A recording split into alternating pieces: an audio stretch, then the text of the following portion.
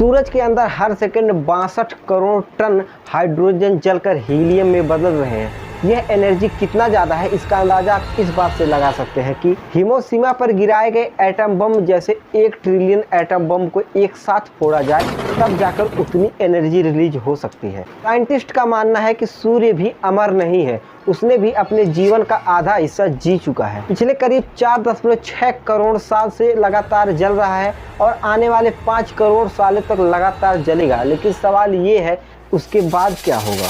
सोचिए एक दिन सूर्य ही हमारे सौरमंडल से गायब हो जाए तो क्या होगा। सबसे पहले तो 8 मिनट 20 सेकंड बाद ही हमें पता चल पाएगा कि सूर्य गायब हो गया है, क्योंकि 8 मिनट 20 सेकंड लगते हैं सूर्य की रोशनी को धरती तक आने में। 9 मिनट तक पूरी धरती पर कंप्लीट डार्कनेस हो जाएगा। चांद भी दिखना बंद हो जाएगा, क्योंकि चांद भी हमें सूर्य की रोशनी की वजह से ही दिखता है। सूर्य ही नहीं होगा तो पृथ्वी पर लगने वाला ग्रेविटेशनल फोर्स भी खत्म हो जाएगा और धरती फॉरवर्ड मोशन में सौरमंडल में उड़ जाएगी। एक साल के अंदर अंदर टेम्परेचर 70 डिग्री सेल्सियस तक नीचे गिर जाएगा और नदियां, झील, समुंदर सब कुछ फ्रीज हो जाएंगी। आने वाले कुछ महीनों में ही इंसानों के लिए धरती पर रहना नेक्स्ट टू इम्पॉसिबल हो जाएगा। हमारे लिए जितना जरूरी है खाना, पानी और हवा, उतना ही जरूरी है सूर्य का चमकना। पर क्या आप जानते हैं कि सूर्य के अंदर कितने रहस्य छुपे हुए हैं? क्या आपको पता है कि इंसानों द्वारा बनाए यान सूर्य को भी टच कर चुके हैं? चलिए जानते हैं इसके पीछे का पूरा रहस्य। सूर्य के रहस्य को समझने से पहले सूर्य के इतिहास को थोड़ा समझते हैं कि सूर्य का जन्म कैसे हुआ था। साइंटिस्ट का मानना है कि आज से करीब 4.6 करोड़ साल पहले ब्रह्मांड में गैस और धूल का एक विशाल बादल फैला हुआ था, जिसे कहा जाता था सोलर नेबुला। फिर पास के किसी बड़े तारे में एक सुपरनोवा विस्फोट हुआ, जिसके झटके से बादल आपस में सिकुड़ने लगे और तेजी से घूमने लगे। धीरे धीरे इसका ज्यादातर पदार्थ घूमते हुए बीच में समा गया, जिससे बनने लगा एक प्रोटो सूरज। बाकी बचे हुए पदार्थ बाहर फैल गए और घूमने लगे, जिन्हीं में से एक हमारी पृथ्वी भी है। यानी सूर्य कोई साधारण आग का गोला नहीं, बल्कि अरबों साल पहले हुई ब्रह्मांडीय प्रक्रिया का नतीजा है। आज सूरज का आकार हमारी कल्पना से कहीं बड़ा है। इसका व्यास लगभग 14 लाख किलोमीटर का है, जिसकी पृथ्वी से डिस्टेंस करीब 15 करोड़ किलोमीटर है।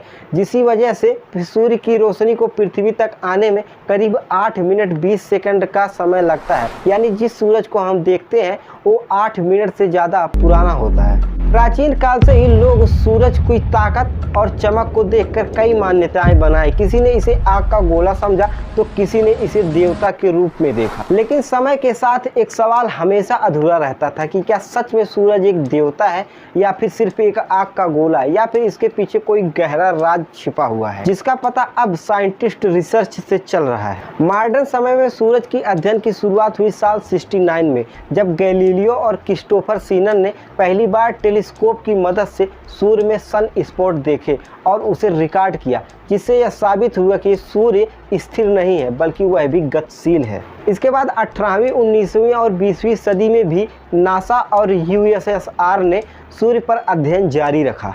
फिर आया साल 95 और 70 का स्पेस एज का दौर, जिसमें नासा और यूएसएसआर ने सीधे सूर्य पर स्टडी करने शुरू की, जिसके लिए उन्होंने स्पेस टेलीस्कोप और प्रोब को अंतरिक्ष में भेजा। साल 1993 में अमेरिका ने स्काईलैब स्पेस स्टेशन से सूर्य की ज़्यादा डिटेल में शोध की। इसमें सबसे बड़ी अचीवमेंट मिली साल 2018 में, जब नासा ने लॉन्च किया सोलर पार्कर स्पेस प्रोब।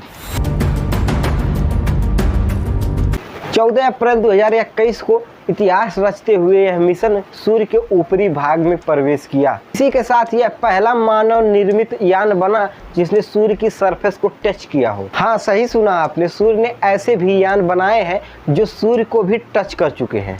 यहाँ पर शायद आपके मन में एक सवाल उठे कि ये किस मेटल से बना हुआ है जो सूर्य की हीट में भी सरवाइव कर जाता है। तो इस पर एक अलग से सेपरेट वीडियो बनाया जा सकता है, जिसके बारे में हम किसी और वीडियो में बात करेंगे। फिलहाल बात करते हैं सूर्य के पीछे चमकने के रहस्य।